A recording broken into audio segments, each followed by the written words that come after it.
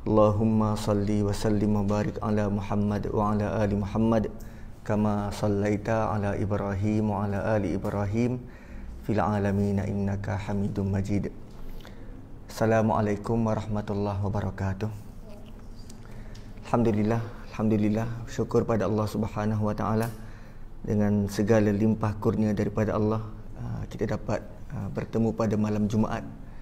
Dan malam Jumaat merupakan malam permulaan bagi minggu ni, dan begitu Allah menjadikan kita kehidupan kita bertukarnya hari itu bermula maghrib, dan itu merupakan satu keuntungan besar buat kita kerana kita tidak bila bertukar hari itu bermula maghrib, kita mendapat manfaat yang cukup banyak. Pertamanya, kita dalam keadaan yang sangat aktif, produktif. Kerana maghrib kita mungkin sama ada berada di rumah, solat maghrib, ataupun di surau, maghrib berjamaah. Selepas maghrib kita akan baca Quran sambil menunggu isyak. Dan lepas isyak kita mungkin yang menjalani kehidupan yang sihat, dia akan tidur awal, seawal jam 9, 10. Kemudian bangun tengah malam pukul 3, Waalaikumsalam, pukul 3, pukul 4 pagi untuk tahajud sampailah ke subuh. Bayangkan kalau kita punya permulaan hari bermula daripada tengah malam. Waktu tu kita tengah berehat, tengah tidur, dah tentu bermula dengan sangat pasif, tengah tidur. Dan kita bangun seawal mungkin jam 4, jam 5. So kita sudah terlepas peluang untuk beribadah 4 ke 5 jam bila kita memulakan hari dengan waktu tengah malam. Berbanding maghrib, Allah bekalkan kita begitu, bulan Qamariyah, bertukarnya hari waktu maghrib, dan dah tentu kita punya manfaat yang cukup besar. Dan selebihnya, selepas daripada aktiviti malam kita, aktiviti siang kita tinggal lagi subuh, zuhur, dan ditutup dengan waktu asar. Demikian Allah berpesan pada kita, wal asr innal insana lafi khusr. Demi masa, demi waktu asar, manusia berada dalam kerugian. So sebagai mukaddimahnya, tuan-tuan dan puan-puan, saya nak kita sama-sama bayangkan, imagine, kalaulah kita ada kawan yang sangat boleh diharap, reliable, apa saja masalah dia boleh tolong, dan dia sangat banyak sumber, sampai kita boleh kata dia ensiklopedia bergerak. Saya ada pengarah, mantan pengarah Halal Jakim dulu, pengarah bahagian Halal Jakim. Apa sahaja soalan tentang halal dia boleh jawab. Apa sahaja, dari segala sudut dia boleh jawab. So banyak sumber. Tambahan pula kawan kita ni sangat banyak kabel. Kan nak masuk anak nak masuk asrama, minta tolong dia, dan dia kata kacang je. So dia boleh tolong. Sangat banyak kabel, dan dia sangat well versed. Tanyalah bab ekonomi ke, politik ke, kesihatan ke. Bayangkan kalau kita ada seorang kawan yang begini, dan dia multi skill, suruh masak dia masak.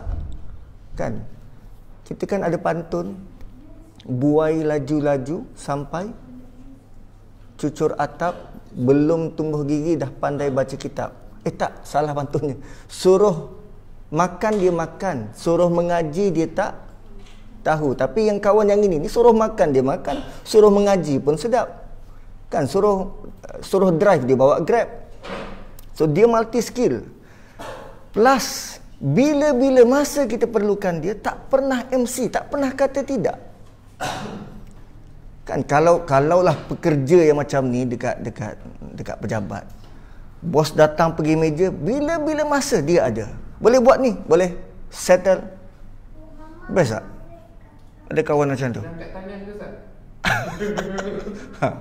Best tak? Kalaulah ada kawan yang macam tu, dan dia punya recommendation, marvelous. Kan kalau kita nak apa, kat student you sekarang ni kan dekat bila dia dah final year, dia kena buat amali. Semester ke-5, semester ke-6 dia kena buat amali. So bila dia nak cuba mohon pada mana-mana jabatan dan agensi kerajaan, dia perlu ada recommendation.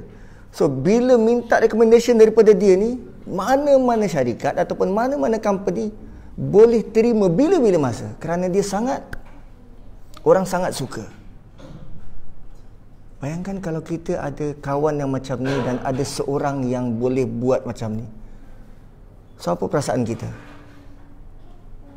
Apa kita rasa? Dapat kawan macam tu. Selamat lagi? Apa lagi kita rasa? Sangat beruntung. Sangat beruntung lagi. Ada tak kita kawan yang macam ni? Ada kan? Kan bila-bila masa kita akan cari dia. Sedih pun cari dia, suka apatah lagi. Kan? Itu BFF Ustaz. Ini lebih BFFF kan? Best friend forever and ever. So, perasaan kita sangat suka, sangat bergantung pada dia, seolah-olah kalau dia tak ada, kita tak boleh hidup. Kan? Lebih-lebih lagi, kita pula jenis subuh tu bangun dah. Kelas pukul 8, tapi terbangun 8.30. Dia inilah yang tolong sign attendance. Oh, itu tak boleh dah. Saya dulu pernah, waktu belajar dulu, saya ada kawan yang hampir macam ni, dia sangat baik. Sehingga kan kuis saya dia ambilkan. Hampir separuh daripada kelas kita orang, dia hafal nombor metrik. Wow. Luar biasa. Tapi perasan tak bahawa Allah memperkenalkan diri dia dalam ayatul kursi bentuk begini. Allahu la ilaha illa huwal hayyul qayyum. La ta'khudhuhu sinah wala naum. Tidak tidur dan tidak letih dan tidak tidur. Sangat reliable. Lahu ma fis samawati wa ma fil ard. Sangat banyak sumber. Man zal ladzi yashfa'u indahu illa bi'idnih. Dia boleh bagi syafaat pada siapa yang dia nak. Kabel. Recommendation dia sangat power. Ya'lamu ma baina aydihim. Dia tahu ayat sebelum dan dia tahu ayat selepas. Sangat berpengetahuan. Ya'lamu ma baina aydihim wa ma khalfahum. Wala yuhituna bi syai'in min ilmihi illa bima syaa. Wasi'a kursiyyuhus samawati wal ard. Begitu besar kerajaan dia. Wala ya'uduhu hifzuhuma. Kacang je untuk menjaga langit dan bumi, kacang je. Wa huwal aliyul azim. Tuan-tuan, kita sudah ada suatu tempat untuk berharap begitu punya luar biasa dalam ayatul kursi. Dan bayangkan Allah perkenalkan diri dia begitu. Dan dalam ayatul kursi menariknya, Allah tak sebut pasal neraka, Allah tak sebut pasal hukuman, Allah tak sebut pasal peraturan. Allah nak bagi tahu dia di situ. Dan dia ready bila-bila masa, waktu mana pun, tatkala kita perlu. Imagine that. Everything that you need. Dan saya terdetik perkara ni subuh pagi tadi. Aduh, luar biasa. Luar biasa. So, tuan-tuan lah antara orang yang pertama saya kongsi benda ni. Jika ada kawan begitu, apa perasaan kita? Dan bayangkan Allah sudah lama begitu. Allah sudah lama begitu. Okey, tadi tajuknya apa? Cerita ketiga. So, cerita ketiga dari mana? Dari Suratul Kahfi. Dari Suratul Kahfi.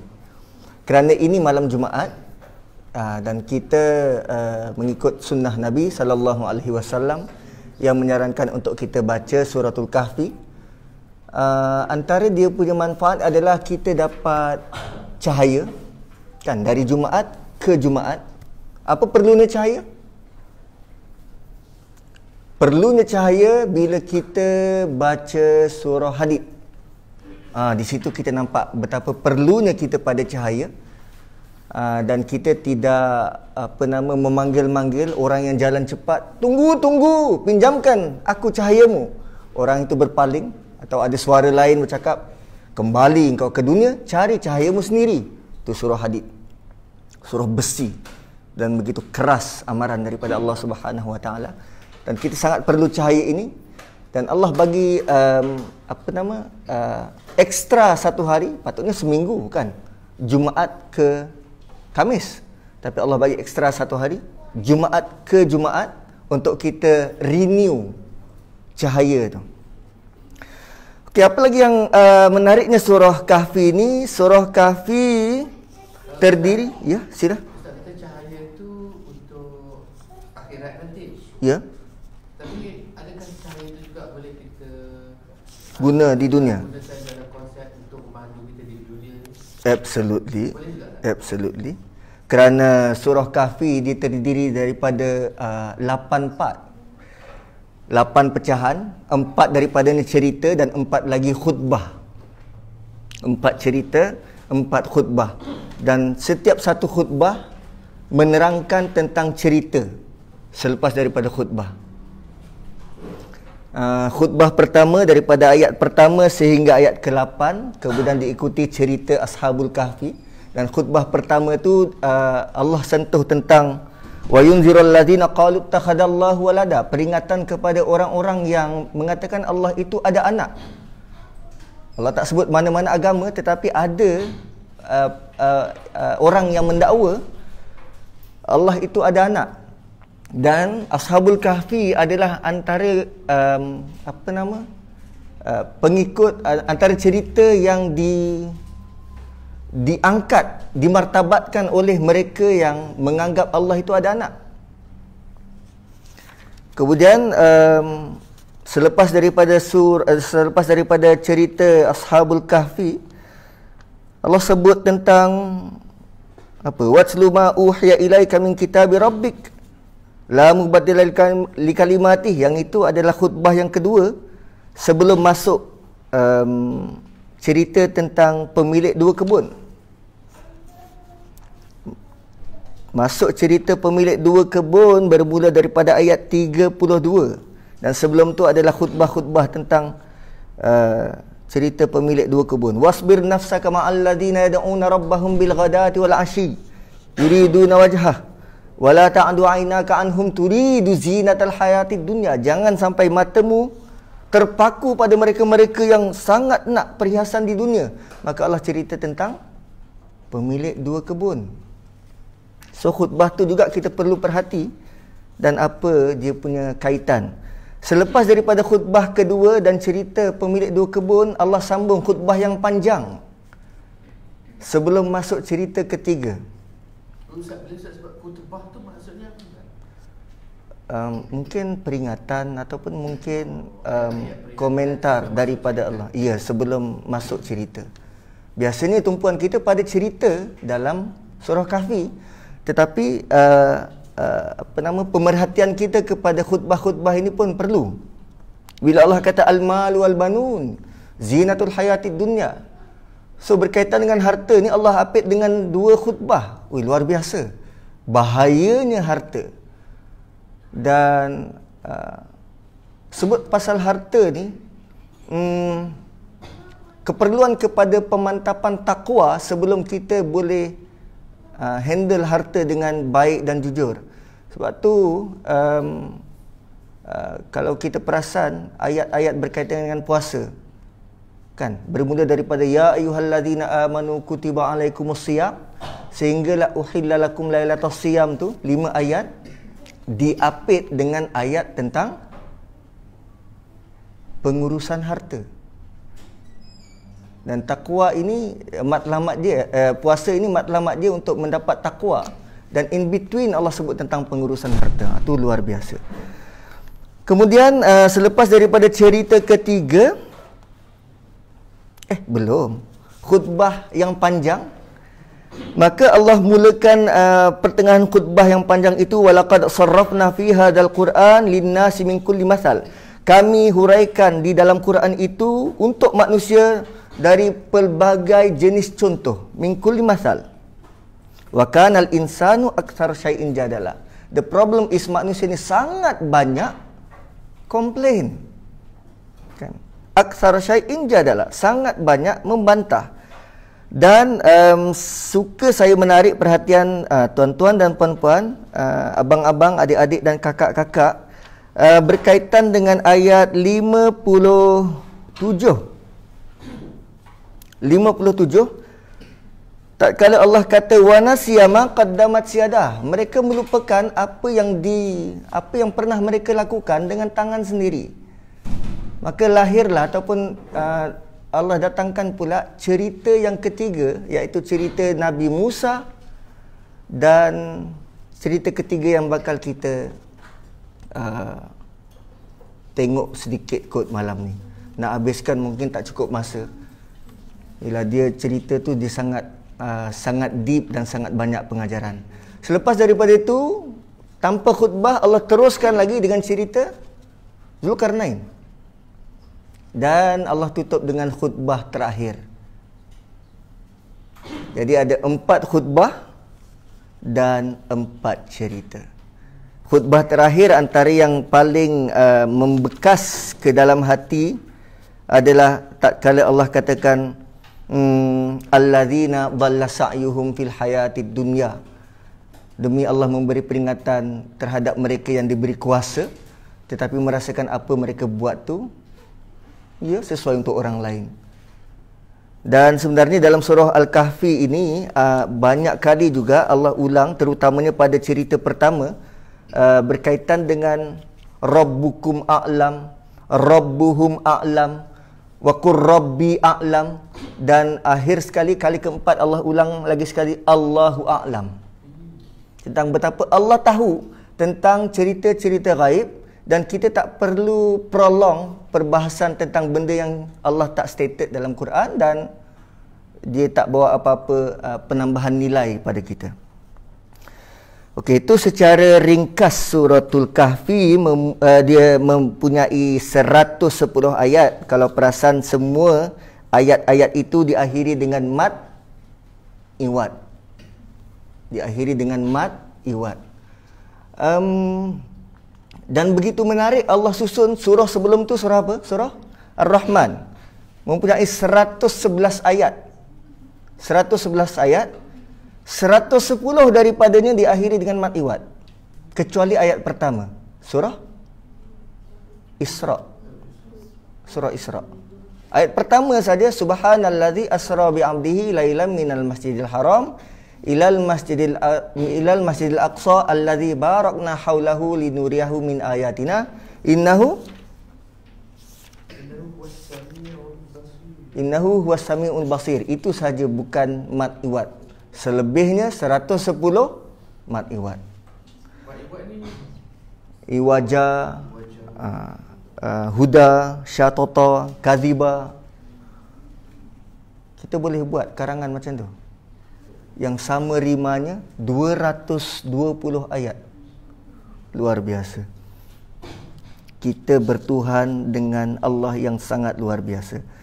Dan perhatikan pula, di awal surah Isra Allah mulakan dengan apa? Alhamdulillah. Di akhir surah Isra Allah kata apa? Wa kabbirhu takbira. Awal Alhamdulillah, di akhir Allahu Akbar.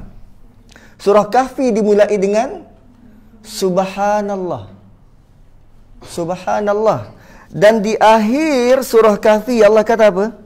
Wala yusyrik bi ibadati rabbih ahada. Apa perkataan yang menjadikan kita firm pada Allah dan tidak syirik? La ilaha illallah. Wow.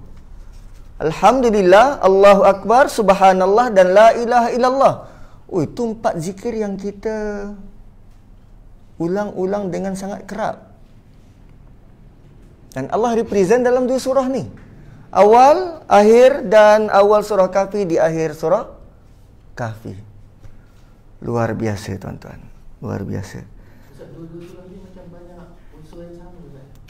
Ya. Kahfi dengan Isra. Isra terutamanya serentak, Ustaz. Asbab Dia lebih kurang serentak asbabun nuzul, dan Isra tumpuannya kepada Bani Israel sebab Isra, dan Kahfi di awal tu tumpuannya kepada Nasrani. Tu dia macam pair dua surah ni. Dan antara ayat yang saya teruja nak kongsi sebelum kita pergi ke cerita ketiga, Allah kata, am hasibta anna ashabal kahfi warraqimi kanu min ayatina ajaba. Adakah engkau menyangka bahawa kisah ashabul kahfi dan ar-raqim itu sahaja yang menakjubkan di antara tanda-tanda yang membuktikan kekuasaan kami? Or have you thought that the companions of the cave and the inscription were among our signs, our wonder? Macam mana kita nak jadikan bahasa yang kita senang faham? Kita sangka cerita tu menakjubkan sangat ke? Kan? Dia some sort macam tu kan dia punya maksud.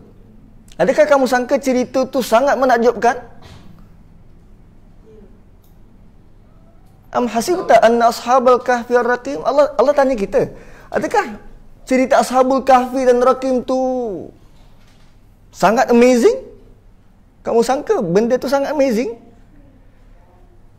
Allah tanya kita betapa sebenarnya tidur 300 tahun ni biasa je. Dan Allah jawab ke soalan tu, Ustaz? Allah jawab di ayat pertama. Allah jawab di ayat pertama, alhamdulillahillazi anzala ala abdihil kitab walam yaj'al lahu iwaja. Segala puji bagi Allah yang menurunkan kepada hamba-Nya kitab, Alkitab, walam yaj'al lahu iwaja, dan kitab ini tidak terpesong. Mana lebih menakjubkan, cerita tidur 300 tahun atau satu kitab yang 1400 tahun usianya dan dia firm di situ? Allah nak bagi tahu kita, Quran yang kita dapat ini sebenarnya lebih menakjubkan daripada cerita hanya tidur 300 tahun. Tapi kerana kita ni suka dengan benda-benda yang pelik, sejadah berdiri. Wow, sejadah berdiri. Terus seminggu penuh surau dengan subuh-subuh melimpah macam sembahyang raya. Especially orang Melayu, Ustaz. Kita suka benda-benda yang pelik. Bagi kita yang pelik itulah menunjukkan, oi, Allah ni maha kuasa. Malah siap ada caption pula, Subhanallah.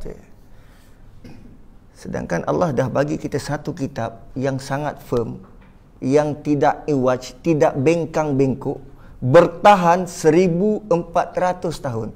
Tuan-tuan cuba datangkan satu undang-undang selain daripada yang terdapat dalam Quran, satu undang-undang yang diguna pakai ribuan tahun lamanya. Macam tak?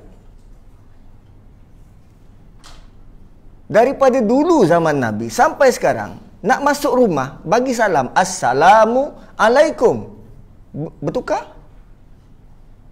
Tak. Malah kita jadi pelik pula bila orang masuk tak bagi salam. Tak, saya tak cakap yang masuk dari tak bagi salam lah. Tak. Nauzubillah, saya tak bermaksudkan macam tu. Tapi nak bagi tahu undang-undang yang simple begitu, kekal. Nak masuk toilet, doanya begitulah. Kekal 1400 tahun. Berpandukan apa? Ni, Quran. Itu lebih bermanfaat, lebih luar biasa kalau nak direnung berbanding kisah tidur 300 tahun. Wow. Okey. Mana lebih menakjubkan? Oh, terlebih sudah. Okey. So, 4 cerita, 4 khutbah kita dah cover. Fokus kita pada malam ini, kita cuba untuk pergi bermula daripada ayat 65 hingga 78. Sebenarnya cerita ketiga bermula lebih awal daripada itu. Cerita ketiga bermula daripada ayat 60.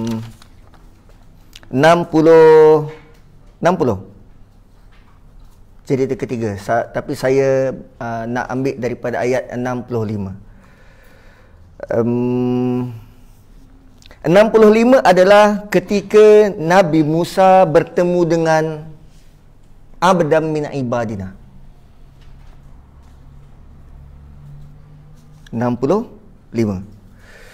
A'udzubillahi minasyaitonir rajim. Bismillahirrahmanirrahim. Fawajada 'abdan min ibadina atainahu rahmatan min 'indina wa 'allamnahu min ladunna 'ilma. Qala lahu Musa hal attabi'uka 'ala an tu'allimani mimma 'ullimta rushda.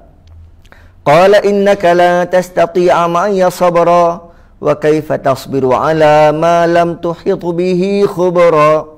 Qala satajiduni insya'allahu sabiran wa la a'si laka amra. Qala fa in ittaba'tani fala tas'alni 'an syai'in hatta uhditha laka minhu dzikra. Sadaqallahul azim.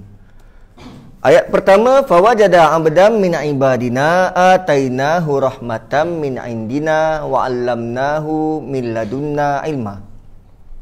Lalu mereka berdua mendapati seorang dari hamba-hamba kami yang telah kami kurniakan kepadanya rahmat dari kami, dan kami telah mengajarnya sejenis ilmu dari sisi kami. Ayat ini bermula dengan fawajada. Fawajada maksudnya Nabi Musa bersama dengan Yusha bin Nun. Berdua berjumpa dengan abdan min ibadina. Cuma selepas daripada itu, cerita selanjutnya, Yusha bin Nun itu dia dipinggirkan, dia tidak disebut, hanya Musa dan abdan min ibadina. Saya cenderung dengan pendapat Said Qutb dalam Fi Zilal, hanya menggelar insan ini sebagai Al-Abdus Salih. Al-Abdus Salih, alasannya sebab Allah tak sebut nama pun. Allah tak sebut nama pun. Ada juga ulama-ulama yang lain kata dia ni Khudar ataupun Haidir, berdasarkan beberapa hadis Rasulullah sallallahu alaihi wasallam yang memberi gambaran terhadap insan ini. Menariknya daripada ayat ini, tuan-tuan dan puan-puan, pertama Allah sebut tentang abdan. Abdan ni bentuk apa? Nakirah. Nakirah ni apa? Umum. Dia tak spesifik, dia tak ada al-abdu. Nakirah.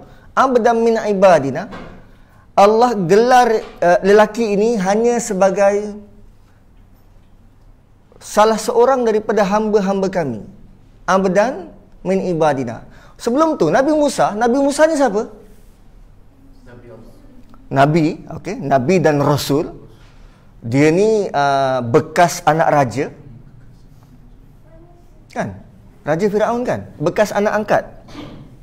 Kemudian dia terbunuh seseorang, melakukan kesalahan, melarikan diri ke Madian, berkahwin. 8 ke 10 tahun, dia kembali ke Mesir. Sebelum tu singgah di Bukit Tursina. Maka Allah kata, wa anakhtartuka, aku memilihmu. Fastami' lima yuha, dan dia diwahyukan dalam surah Taha. Kemudian selepas daripada itu, peristiwa lari daripada Firaun kali kedua, bawa pula dengan kaum dia menyeberangi Laut Merah dan sampai ke peristiwa ini. Jadi Nabi Musa yang sebahagian besar ceritanya Allah nukilkan untuk menjadi panduan Rasulullah sallallahu alaihi wasallam. Dek kerana masanya yang begitu hampir dengan Rasulullah dan ada mirip antara Nabi Musa dan Rasulullah. Kenapa tak Nabi Isa? Pertama, Nabi Isa diangkat ke langit. Dah tentu tak sama dengan Rasulullah yang wafat. Nabi Isa tidak berbapa. So dah tentu tak sama dengan sirah Rasulullah. Dan kenapa lagi bukan Nabi Isa? Nabi Isa dia hanya sekerat je dulu sebelum dia angkat naik. Tu antara dia tidak selesai. Nabi Isa ada banyak yang belum selesai. Dan Allah akan takdirkan dia akan turun semula untuk menyelesaikannya. Sebab tu Allah banyak menceritakan perjuangan Nabi Musa alaihi salam, dan Samsat macam dia ni guru kepada kita dalam Quran. Bayangkan tuan-tuan, guru kita dalam Quran, Allah perintahkan untuk belajar daripada abdam min ibadina. Atau kita boleh kata hamba yang siapa-siapa hamba daripada hamba-hamba Allah. Guru kita belajar daripada orang ni. Wow.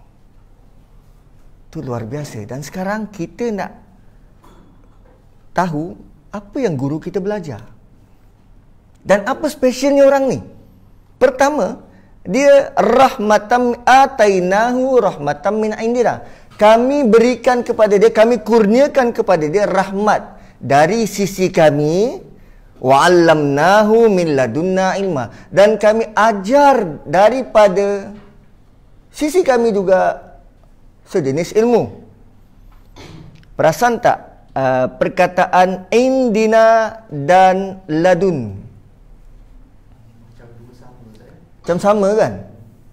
Satu rahmat dari kami, satu dari sisi kami. Apa beza?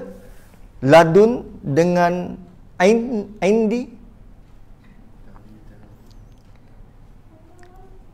Contoh yang terfikir adalah, katalah handphone ni ladun, kereta saya indi.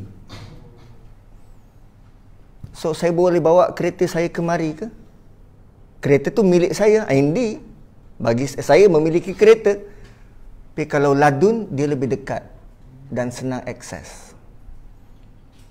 So bila Allah kata atainahu rahmatam min indina, kami berikan dia rahmat daripada sisi kami yang kami sendiri miliki, wa 'allamnahu, dan kami ajarkan dia daripada ilmu kami yang lebih rapat. So ladun ni akrab, lebih rapat berbanding indi.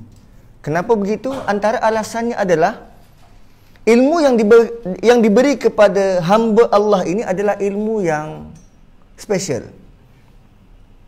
Siapa yang boleh tahu kita bunuh anak ini kerana khuatir anak ini nanti akan menyusahkan mak bapak dia?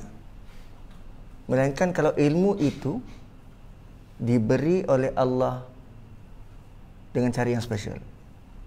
Atau siapa boleh tahu dinding yang bakal dibetulkan nanti milik dua orang anak yatim yang Allah perkenan untuk pelihara harta mereka sebelum sampai masa.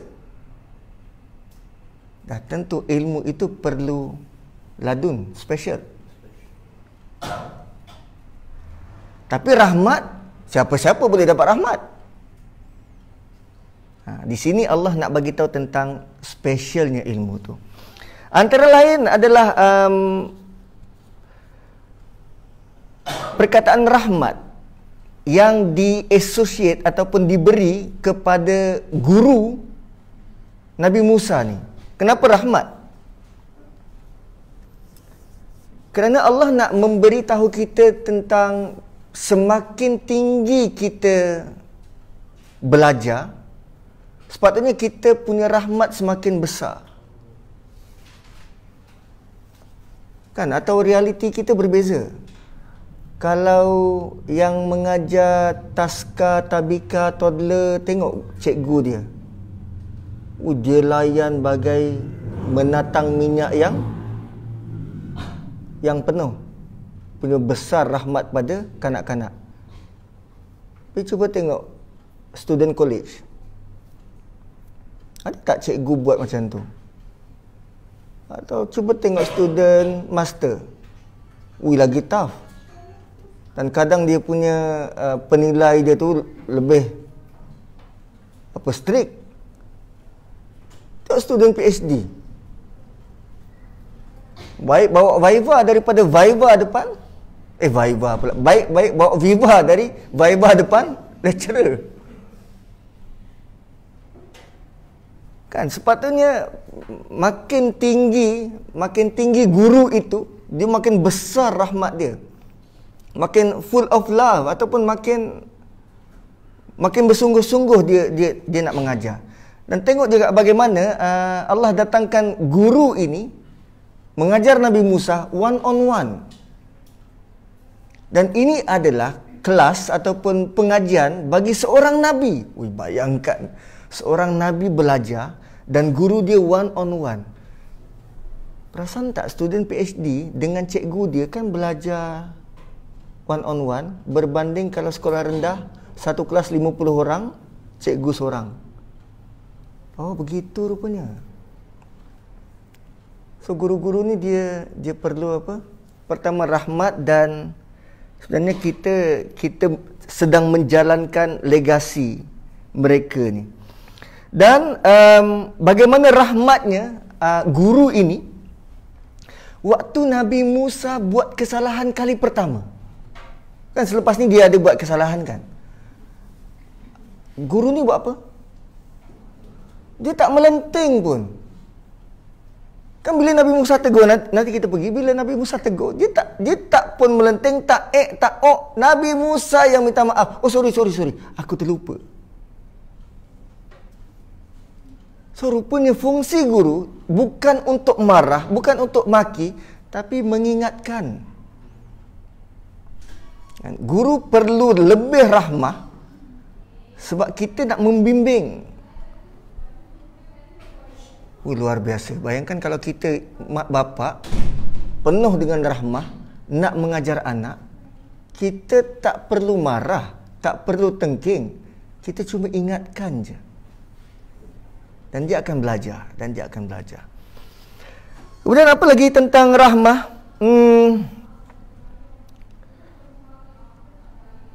Oh, sebelum tu, kenapa Allah gelar hamba ini sebagai abdan min ibadina? Dan selepas ni kita tahu dia ni akan jadi guru kepada Nabi Musa. Allah nak highlight tentang satu benda. Ustaz. Ya.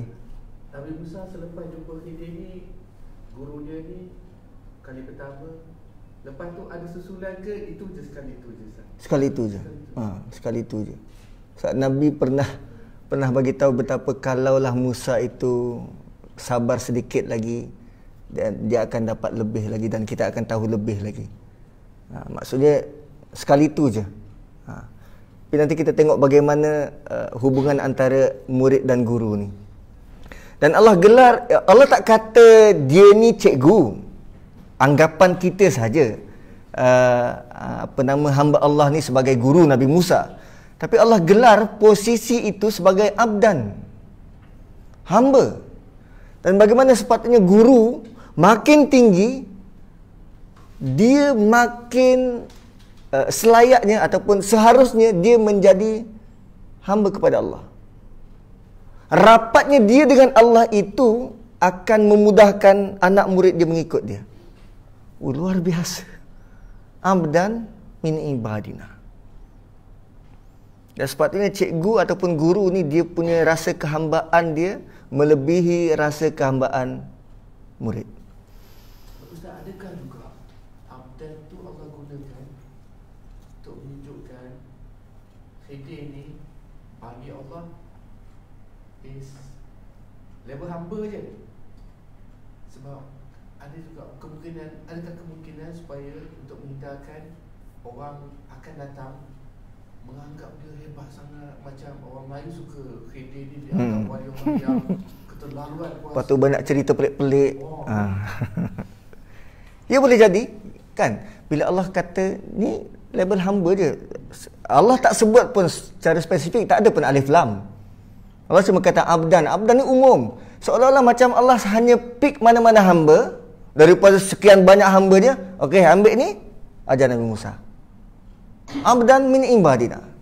Dan lagi satu, bila kita kata level hamba je ataupun hamba Allah je, Perkataan hamba Allah ni, tuan-tuan dan puan-puan, nanti akan dikongsi oleh Ustaz Uzair lusa bila beliau membentangkan tentang Ibadur Rahman. Ibadur Rahman, yang saya percaya benda tu ataupun itu merupakan satu kata nama khas ataupun gelaran special kepada hamba Allah.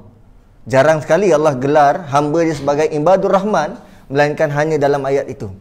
Hanya satu ayat dalam Quran. Abdun, Nabi SAW dipanggil Abdun, kan? Dalam surah Isra.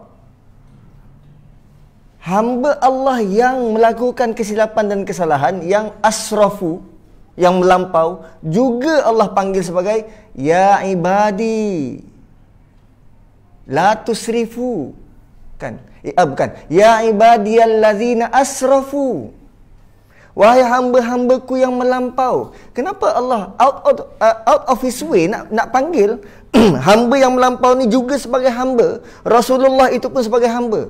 Punya Allah sayang pada manusia ni.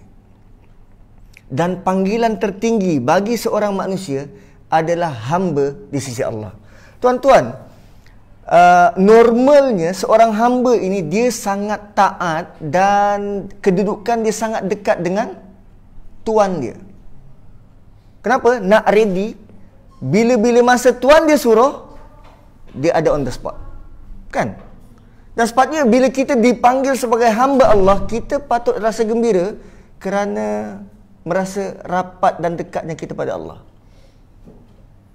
Melainkan kalau kita lebih suka dipanggil hamba bola atau hamba handphone atau hamba yang lain. Tapi panggilan Abdullah atau hamba Allah itu lebih mirip kepada satu penghormatan yang luar biasa bagi seorang manusia. Kerana level manusia, bila kita panggil hamba, itu merupakan panggilan terendah dalam kasta manusia. Tapi di sisi Allah, itu merupakan panggilan tertinggi. Rupanya sudut pandang kita sangat berbeza dengan sudut pandang Allah Subhanahu Wa Taala. Jauh beza. Satu kadang bila kita rasa benda tu sangat remeh, sangat kecil, tapi di sisi Allah wa huwa indallahi azim, di sisi Allah sangat besar. Antaranya apa? Semalam saya kongsikan tentang humazah dan lubazah, pencaci dan pencerca. Pencaci dan pencerca. Humazah, lumazah juga boleh diartikan sebagai orang yang bercakap di belakang, ataupun lumazah, orang yang bercakap depan-depan. Bagi kita benda tu, itu small matter. Tapi bayangkan Allah mulakan ayat itu dengan wailun. Wailun ni apa? Neraka wail. Neraka wail adalah neraka paling teruk, sehingga neraka Jahannam minta lindung pada Allah terhadap kepanasan neraka wail. Allah guna nama neraka nak menunjukkan betapa murkanya Allah pada orang-orang yang jenis begini. Tapi bagi kita, relax, gurau-gurau. Tak boleh gurau, masuk surau. Okey, kita teruskan. Fawajada 'abdan min ibadina atainahu rahmatan min indina wa 'allamnahu min ladunna ilma. Jadi hamba ini diberikan rahmat dan ilmu daripada Allah Subhanahu Wa Taala. Maka bila berjumpa Musa, tanpa tunggu lagi, dengan penuh adabnya Musa minta izin. Hal attabi'uka, boleh tak aku follow engkau? Hal attabi'uka, boleh tak aku ikut engkau? Ala an tu'allimani. Ala ni kan benda yang kalau kat sini dia kata dengan syarat engkau mengajarku. Ala an tu'allimani. Berbeza kalau kita kata ila tu manfaat bagi dia ataupun kebajikan. Ala ni dia taklif ataupun benda yang dia perlu buat. Jadi Musa kata, boleh tak aku follow engkau, aku ikut engkau? Tujuannya supaya engkau ajar aku ala an tu'allimani mimma ullimta rusda. Ajar aku ilmu yang Allah bagi, ataupun ilmu yang boleh guide aku, ilmu yang boleh bawa petunjuk bagiku. an tu'allimani mimma ullimta rusyda. Tengok bagaimana sepatutnya akhlak seorang pelajar yang begitu humble, minta izin daripada cikgu sebelum sesi pembelajaran. Ini akhlak Nabi Musa. Nak belajar kena minta izin. Nak belajar kena tahu situasi cikgu. Nak belajar bukan ialah yang seperti yang biasa kita buat kan. Apa yang kita, bagaimana sikap kita ataupun akhlak kita pada cikgu kita? Tak, saya tak jadi cikgu dah sekarang. Dulu pernahlah jadi murid kan. Macam mana akhlak dengan cikgu sekarang? Perhimpunan, duduk atas atas star pun kena komplain, nak disaman cikgu. Well, kan kita yang sepatutnya pergi kepada cikgu dan minta izin. Hal attabi'uka, aku nak follow. Ittiba' bukan sahaja ikut berjalan, ittiba' ni nak mencontohi. Kan biasa kita kata ittiba' sunnah kan. Adakah kita follow sunnah tu ataupun kita nak mencontohi sunnah tu? Hal attabi'uka ala an tu'allimani mimma 'ullimta rusyda. Boleh tak aku follow, nak ikut engkau supaya kau boleh ajar aku ilmu yang Allah bagi, dan ilmu tu bagi petunjuk. Oh, rupanya ilmu yang kita cari ini untuk bagi petunjuk. Dan first of all, sebenarnya ilmu ni dia tak ada direction. Ilmu yang kita belajar ni sebenarnya bukan menentukan direction kita. Direction itu ditentukan oleh manusia. Contoh, ilmu pembuatan bahan kimia. Kalau direction kita nak hasilkan daripada bahan kimia itu yang boleh bawa manfaat kepada manusia sejagat, then directionnya betul. Tapi kalau daripada bahan kimia buat bom kimia, best. Sebab directionnya manusia. Sebab tu Allah bekalkan awal-awal dulu kepada Nabi Adam bukan saja ilmu yang bakal menidakkan hipotesis awal malaikat pada manusia, tetapi Allah letak di hujung itu hudan, petunjuk, supaya directionnya tepat. Itu luar biasa. Seawal surah Baqarah Allah dah bagi tahu tentang ilmu, perlunya ada gandingan ilmu dan petunjuk. Perlu ada hudan. Dan rusyda pula adalah petunjuk yang dipimpin. Qala innaka lan tastati'a ma'iya sabra. Tengok hamba Allah ni, dia kata engkau takkan mampu bersabar. Engkau takkan mampu bersabar bersamaku. Malah dia kata ma'iya. Engkau mungkin tak mampu bersabar dengan perangai aku, boleh jadi? Atau engkau mungkin tak bersabar kerana engkau belum kenal aku. Kau mungkin tak boleh sabar tentang apa yang bakal terjadi. Dan ditambah pula wa kaifa tasbiru. Bila Allah letakkan ayat ini frasa ini dalam satu ayat, dia sangat luar biasa. Wa kaifa tasbiru ala ma lam tuhit bihi khubra. Bagaimana anda nak bersabar kalau anda tak dapat big picture? Kenapa kita cepat melenting? Sebab kita tak tahu perkara sebenar. Kenapa cepat melenting? Kita hanya dengar sebelah pihak. Kenapa cepat melenting? Kita hanya baca tajuk. Kenapa cepat melenting? Kita belum tahu. Kaifa tasbiru ala ma lam tuhit bihi khubra. Bagaimana engkau dapat bersabar terhadap perkara yang engkau tak tahu secara meliputi? Wow, tuan-tuan, ini satu hikmah yang luar biasa. Ini satu hikmah yang sangat luar biasa. Allah guide kita macam mana nak sabar.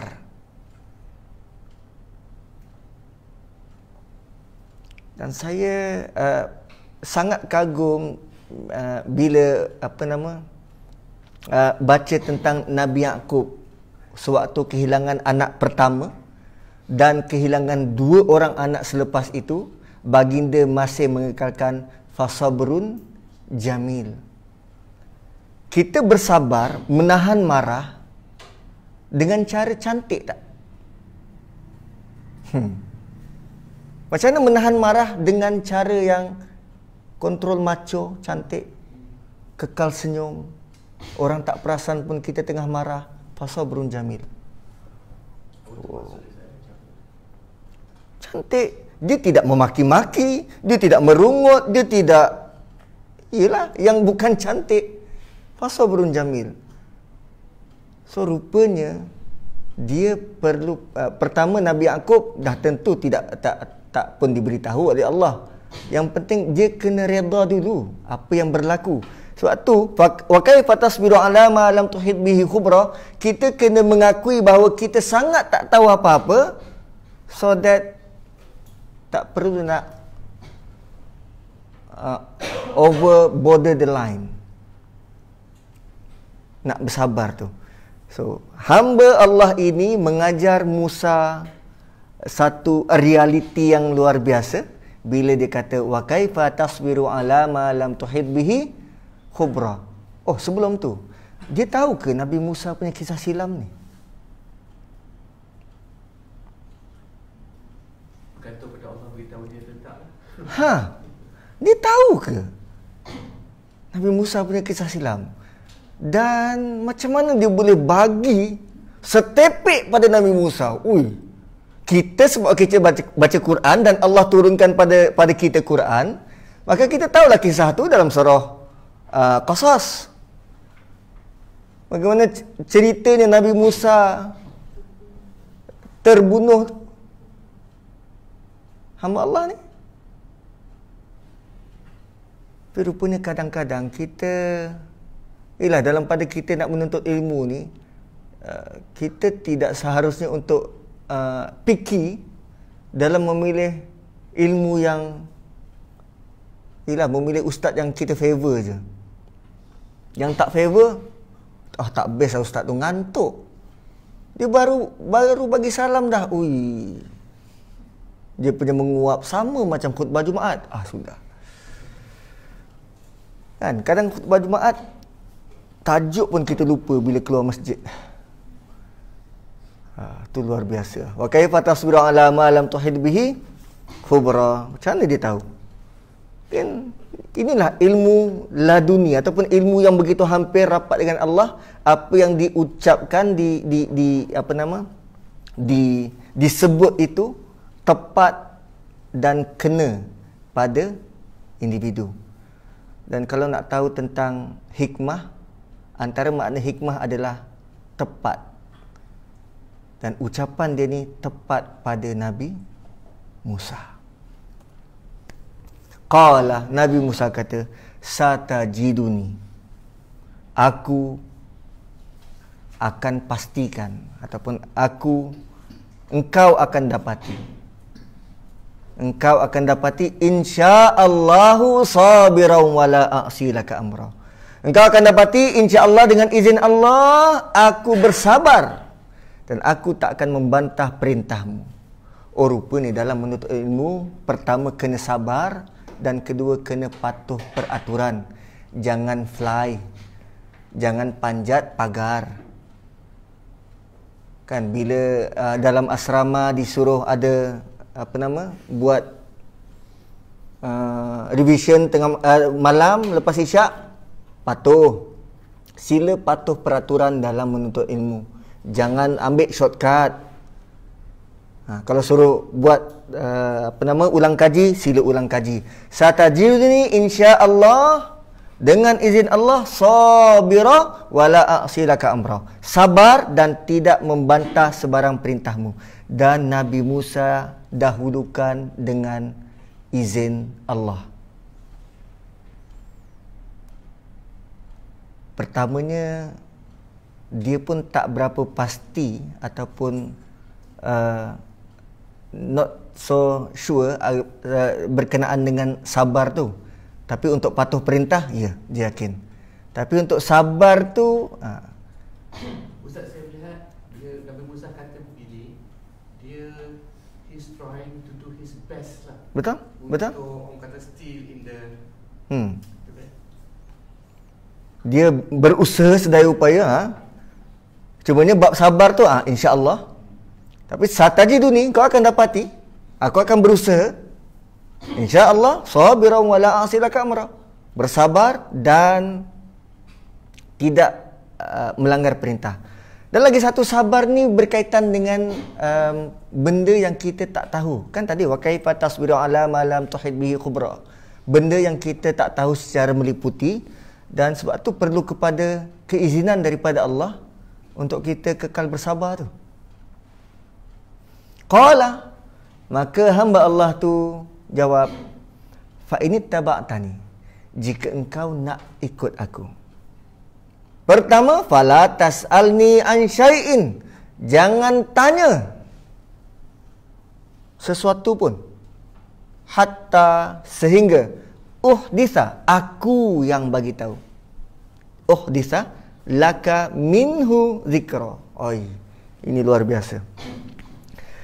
Syarat cikgu ni, dia kata kalau kau nak ikut aku, okey, boleh. Syaratnya adalah jangan tanya. Apa jenis kelas? Masuk kelas tak boleh tanya ni? Ada mana-mana classroom yang okey, kelas hari ni tak boleh tanya apa-apa. Okey, kita start pembelajaran. Nak belajar apa tak boleh tanya? Ustaz, boleh ke bertanya tu kita ubah jadi, kau tak boleh persoalkan, bukan bertanya, persoalkan. Macam Tapi tanya kan soal juga. Pertama, jangan tegur, jangan pandang belakang, macam mana? Jangan tanya, jangan soal. Apa kalau cikgu buat sesuatu kita tak boleh tegur ke, macam mana? Fala tas'alni, tu syarat cikgu ni. Dan kita perlu anak murid perlu akur kepada syarat-syarat yang cikgu bagi. Kan kalau cikgu kata, saya pergi kelas, saya tak nak kelas dalam kelas saya bunyi bising. So murid dalam kelas tu kena patuh dan akur terhadap syarat cikgu. Fala tas'alni an syai', jangan tanya aku sesuatu pun, hatta, sehingga disalaka, sehingga aku sendiri bagi tahu, disalaka minhu. Kalau aku nak bagi tahu pun, aku bagi tahu sebahagian. Minhu zikra, sedikit peringatan. Kalaupun dia nak terangkan, dia tak terangkan semua. Aku bagi tahu dia sikit, itu pun kalau aku nak bagi tahu. So jangan tegur, jangan tanya, jangan persoal sehingga aku nak bagi tahu. Itu pun kalau aku ada mood nak bagi tahu. Ni belajar apa ni? Kan? Ni macam kelas dewasa cerita Piramdi. Qala fa in ittaba'tani fala tas'alni an syai'in hatta uhdisa laka minhu dzikra. Jadi babak seterusnya, sebelum pergi babak seterusnya, apa yang kita belajar tadi, apa yang kita recap? Nabi Musa nak belajar. Bayangkan seorang nabi belajar. So guru dia adalah guru yang Allah pilih. Dan sebab tu ada perbezaan pendapat yang paling ketara antara Shankiti dengan Imam Razi. Imam Shankiti kata hamba Allah yang ini adalah seorang nabi, kerana takkanlah dia ni orang biasa-biasa untuk mengajar nabi yang lain. Itu antara alasan dia. Dan lagi satu, dia kata kalau dia bukan nabi, ilmu yang dia dapat tu adalah ilmu yang hanya boleh dipandu oleh Allah saja. Siapa yang boleh tahu, boleh jamin kanak-kanak yang dibunuh tu bakal melakukan kerosakan? Tak tahu. Melainkan kalau Allah bagi. Dan itu adalah jenis-jenis ilmu yang berbentuk wahyu. Kan, panduan. Benda gaib. Apa berlaku besok? Ini bukan besok. Kanak-kanak ni nanti besar akan menyusahkan mak bapak dia. Akan mengkufurkan mak bapak dia. So Syangkiti kata, ya ini kategori Nabi. Tapi Imam Razi kata tak. Dia kata ini bukan Nabi, ini mungkin hanya wali. Kalau dia punya alasan dia, ilmu yang dibagi itu, emak Nabi Musa apa cerita? Kan? Ya Allah kata, wa auha ila ummi Musa an ardi'i. Kami wahyukan kepada mak Musa untuk menyusukan Musa. Allah jelas sebut situ wahyu. Tapi mak Nabi Musa Nabi ke? Bukan. So dua-dua ulama ni dia ada begitu tajam, begitu sharp dalam melihat sudut pandang Al-Quran, dan kita hormat kedua-duanya. Bagi kita, sama ada dia Nabi ke, bukan Nabi ke, dia wali ke, bukan wali ke, kalaupun kita tahu, adakah menambah apa-apa pada iman kita? Tak. Dan Allah senyapkan benda ni daripada awal kan. So itu itu hanya pendedahan saja. Dan kalau siapa yang nak meneruskan kajian itu silakan. Tapi bagi saya tawakuf di situ saja, tak perlu nak bahas panjang, sebab perbahasan yang lebih menarik ataupun lebih perlu adalah pada ayat yang Allah stated. So babak seterusnya, duduk dan jangan lari. Fantalaqa hatta idza rakiba fis safinah. Maka mereka pun berjalan. Fantalaqa, berjalan. Jalan punya jalan, hatta sehingga idza rakiba fis safinah. Sehingga apabila mereka naik ke safinah ni, sampan ataupun bot. Berbeza dengan bahtera. Bahtera apa? Nabi Nuh tu? Fulk. Wasna'ul fulka bi'ayunina. Wasna'il fulka bi'ayunina. Al-fulk tu bahtera. Tu lebih besar. Safinah ni bot. Masuk je dalam bot, hamba Allah ni dia bocorkan. Khoraqaha. Dia bocorkan.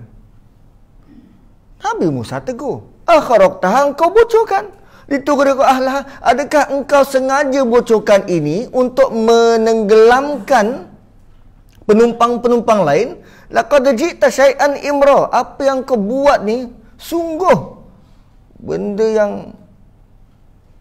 luar biasa. Benda yang besar tu. Ini benda tak pernah dibuat oleh orang. Contoh, pernah naik bot Kerangkawi? Pernah pergi dek bawah? Pernah nampak orang bocorkan? Bocorkan ni bukan bocor dinding tepi, bocor lantai. Gila lah orang buat itu. Ada siapa-siapa berani buat macam tu? Bocor lantai, air masuk. Nabi Musa terkejut. Kalau kita pun kita tegur. Walaupun di awal tadi tu, jangan tegur.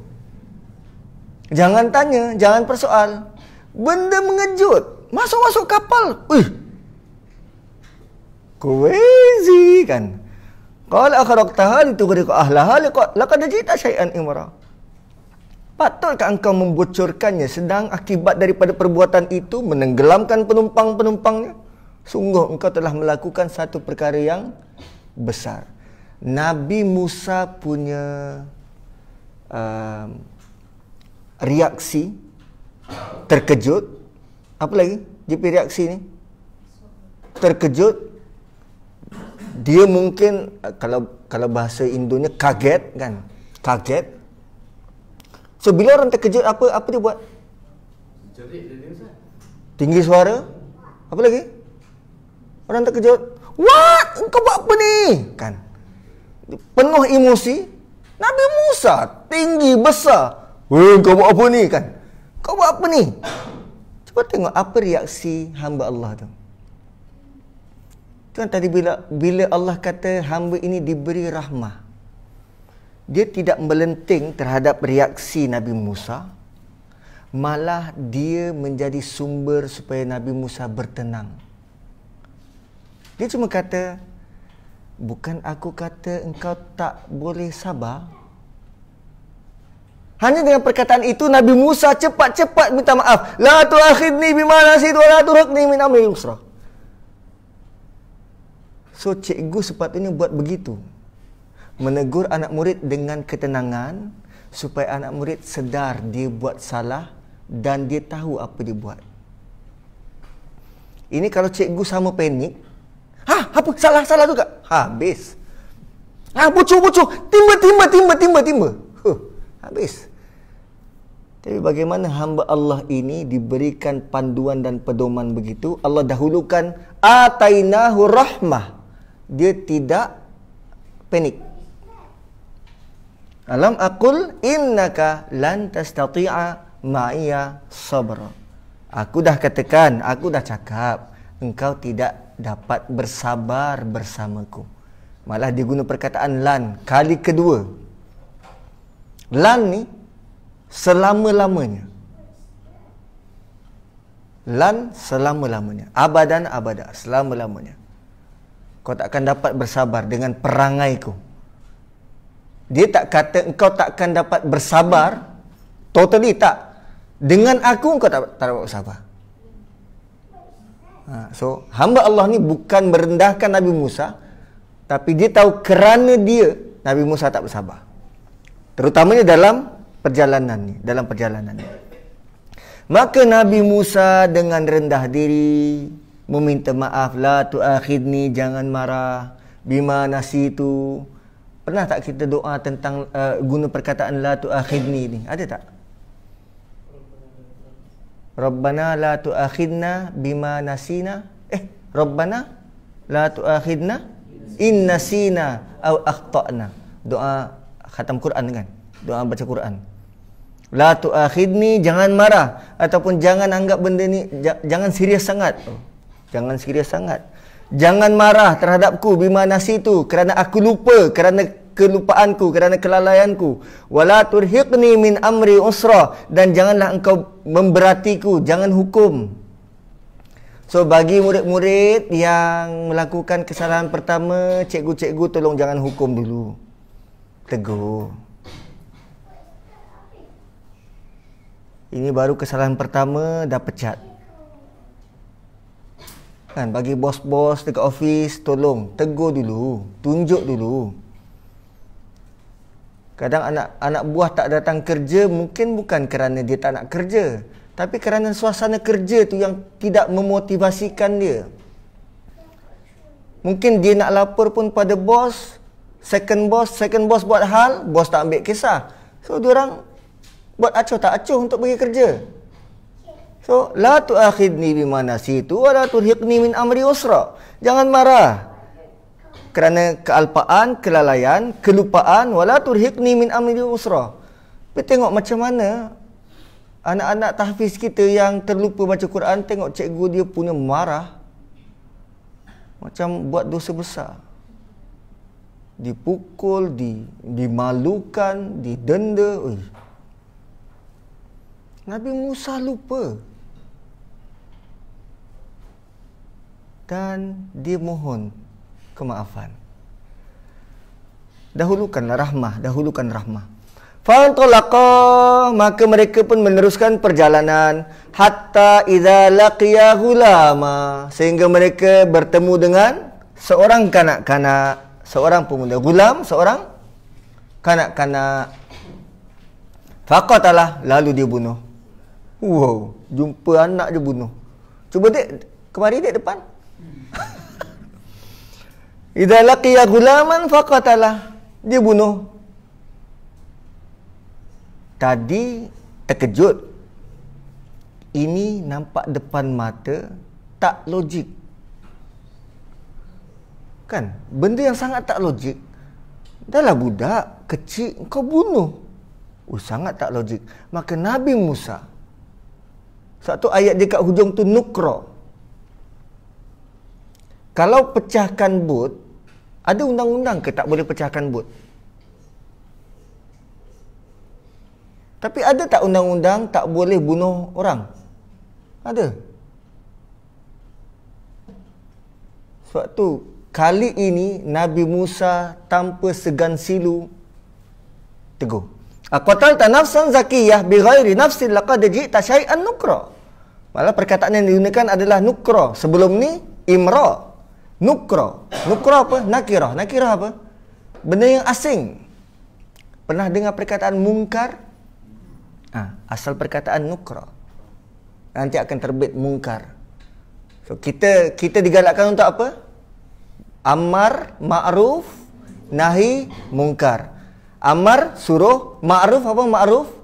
Benda yang semua orang tahu, well known, suruh buat. Nahi tegah, mungkar, benda yang kalau kita buat pelik. Tegah supaya jangan buat benda-benda pelik. Nahi mungkar.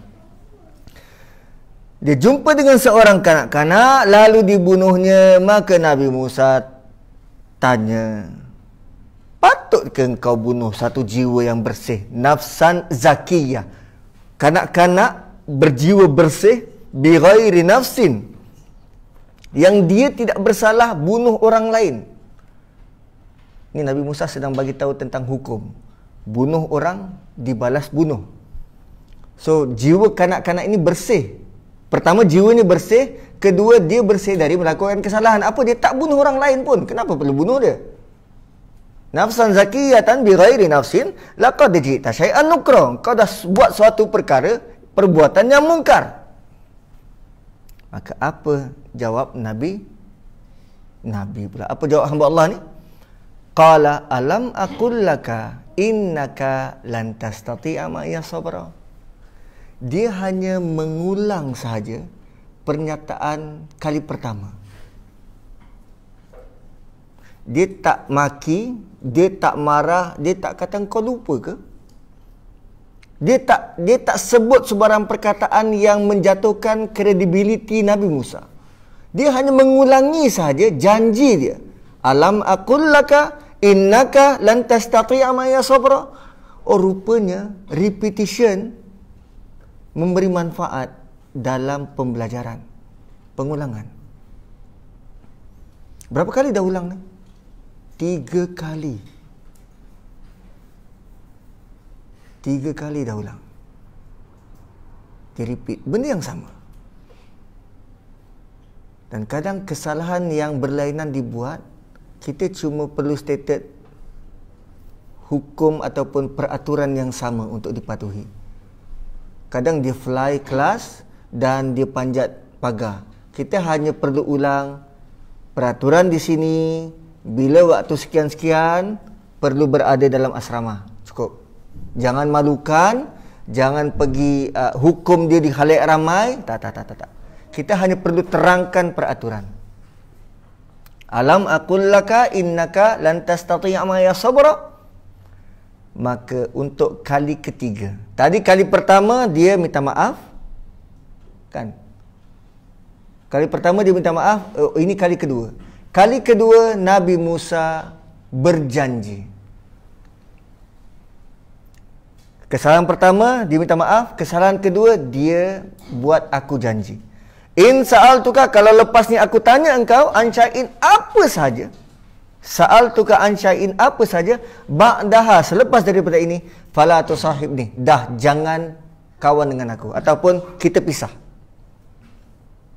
Kita pisah. Qad balagta min ladunni uzra. Sebab dah cukup. Engkau dah cukup, dah sangat banyak menerima excuse daripada aku. Dan kali ini min ladunni. Perasan tak perkataan ladun kat situ? Aku mohon ini sepenuh hati aku, daripada hati, lubuk hatiku paling dalam.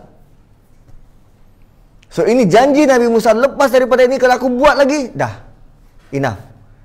So tadi mula-mula cikgu bagi syarat. Tapi bila anak murid langgar 2 kali, anak murid pula kena letak syarat. Cikgu, kalau saya tak dapat juga cikgu. Okay, that's it. Cikgu, kalau saya tak boleh patuh juga dengan peraturan asrama ni cikgu, okey, cikgu boleh buang saya. Sepatutnya berlaku macam tu kan. Bagi peluang kedua kepada anak murid, dan peluang kedua itu minta dia buat aku janji. Saya berjanji selepas daripada ini, jika saya tetap melanggar peraturan sekolah, maka saya rela dijatuhkan penjara, dibuang sekolah. atau apa saja, aku janji daripada pelajar. So ini kali aku janji ataupun janji daripada Nabi Musa, selepas daripada ini kalau aku langgar juga, dah boleh tinggalkan. Sangat besar pengajaran. Fantalaqa, maka mereka pun bertolak. Dah nak habis waktu. Kita mula tadi pukul berapa? 8.30, 9.30. Sampai pukul berapa ni tuan-tuan boleh tahan ni? Dah 1 jam suku dah ni. Tak berasa masa. Aduh. Okey, sikit lagi. Fantalaqa hatta idza ataya ahla qaryatin istad'ama ahlaha fa abaw ay yudayyifuhuma fa wajada fiha jidaran yuridu an yanqadha fa aqamah. Qala law syi'ta lattakhadha 'alaihi ajra. Ini luar biasa. Saya cepatkan. Mereka berjalan sampai ke satu kampung. Dah penat berjalan, minta hospitality daripada kampung tu, tapi orang kampung tak nak jadikan duyuf, tak nak jadikan tetamu. Dihalau. Fawajada fiha, tengah berjalan dalam kampung tu, didapati ada satu dinding yuridu yang qaddah. Menariknya Allah bagi tahu dinding ni nak roboh. Dalam bahasa Melayu kita biasa sebut dinding nak roboh, kan? Tapi dalam bahasa Arab sebenarnya dinding ni diberikan perasaan nak. Boleh tangkap tak tu? Dinding ni mana ada perasaan, tapi Allah bagi dia perasaan nak roboh. Dinding tu yang nak roboh. Macam kita kan nak berjalan. Bolehkah kita kata, buat ni nak berjalan lah? Tak. Dia tak ada apa-apa keinginan, kehendak, perasaan, tak. Tapi dalam ayat ni Allah kata dinding tu nak roboh. Yuridu yang qaddah.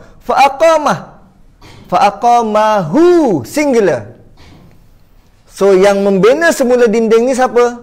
Hamba Allah ni. Kenapa tak fa'aqamaha? Kenapa tak 2 orang? Kenapa fa'aqamahu? Nabi Musa tak nak take part.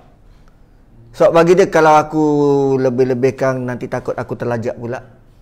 Ini dah final stage ni. Kan? Dia tak setuju, Ustaz. Sebab tu dia tak nak. Ya, dia tak setuju.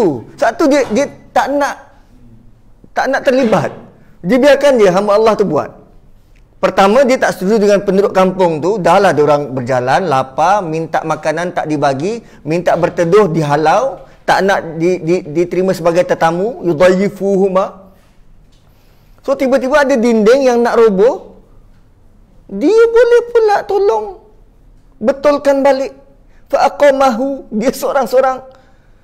Maka selepas selesai dibina, sebenarnya Nabi Musa cuma berbahasa bahasi.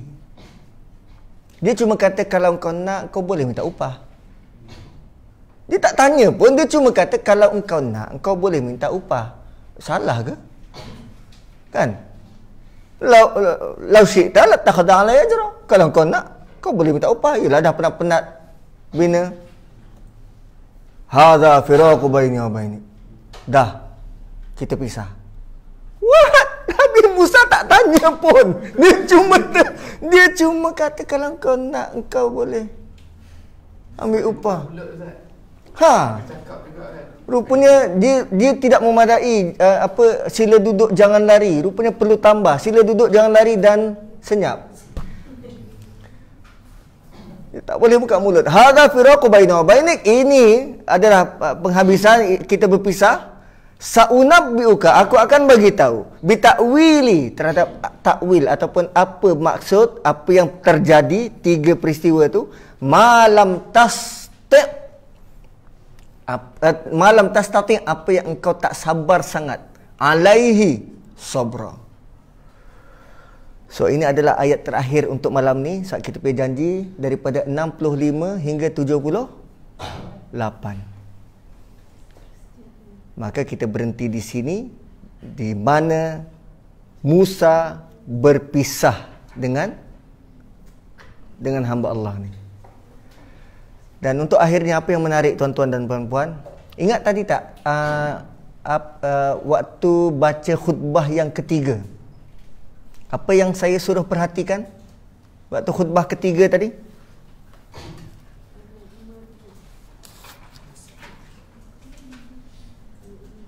Wa nasiya ma qaddamat yadah.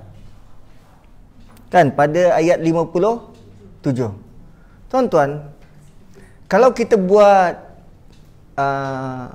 simple perbandingan antara kisah ini dengan kisah kehidupan lalu Nabi Musa. Nabi Musa pernah dicampak ke sungai dalam bakul yang bukan waterproof pun. Atau bakul tu tak pernah dites tenggelam tak tenggelam, timbul tak timbul. Dan waktu tu Nabi Musa diselamatkan oleh Allah Subhanahu Wa Taala. Yang takut mak dia. Yang dia tak tahu apa-apa, baby. Tapi kenapa waktu dia di atas kapal dan dia berjanji nak belajar, bila guru dia pecahkan kapal, air masuk, perkataan pertama dia apa? Engkau nak tenggelamkan kita semua ke? Kehidupan Nabi Musa dahulu dia pernah berada dalam situasi itu dan Allah selamatkan, tidak tenggelam. Tapi dalam cerita ini, kegusarannya apa? Tenggelam. Dan kisah kedua, waktu hamba Allah ni bunuh nafsan zakiyah bighairi nafsin, dan imbas kembali peristiwa Nabi Musa terbunuh lelaki itu. So, apa dosa lelaki itu? Dan waktu itu dia terburu-buru. Pertamanya dia salahkan syaitan kerana terburu-buru dia tu. Dia tidak tanya, dia tak soal siasat dulu. Kerana nanti akhirnya dalam cerita itu dia menyesal. Dia mohon, ya Allah, lepas daripada ini tolong jangan engkau dorong aku untuk buat lagi kejahatan. Oh, rupanya di sini peristiwa bunuh, dia pernah juga terbunuh. Dan kedua-dua orang tu nyata tidak berdosa.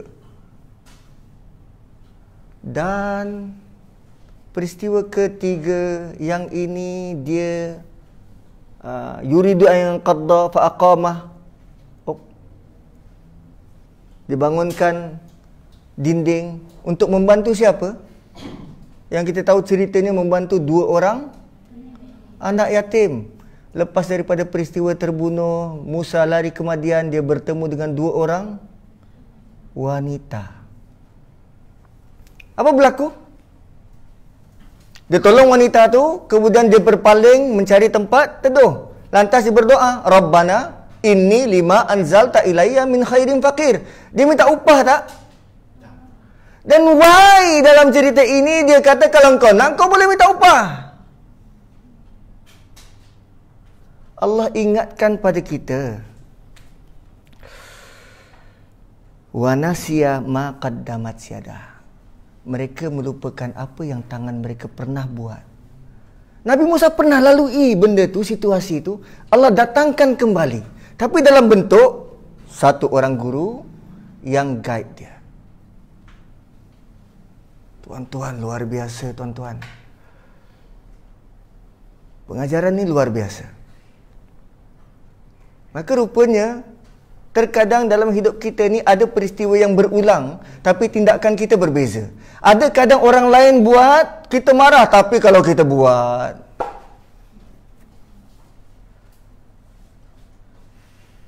kalau orang lain buat, kita kata yang A, tapi kalau kita buat, oh ini duit minyak. Oh, itu luar biasa tuan-tuan. So, Nabi Musa dididik dan diajar. Seterusnya cerita ini sampai pada kita supaya kita belajar suatu yang besar. Wa nasiya ma qaddamat yadah. So, rupanya khutbah itu bukan sekadar khutbah, tetapi khutbah yang membawa pendidikan dan pembelajaran pada kita. Barakallahu li wa lakum bil Qur'anil azim wa nafa'ani wa iyyakum bima fihi minal ayati wa dzikril hakim. Astaghfirullahal azim li wa lakum. Assalamualaikum warahmatullahi wabarakatuh. Terima kasih tuan-tuan kerana memberi masa, dan moga-moga Allah terima apa yang kita belajar dan apa yang kita buat.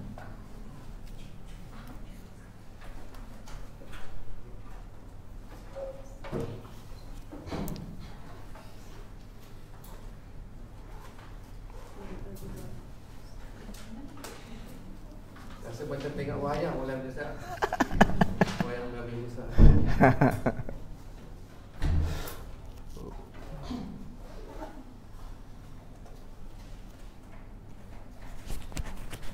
boleh off kot.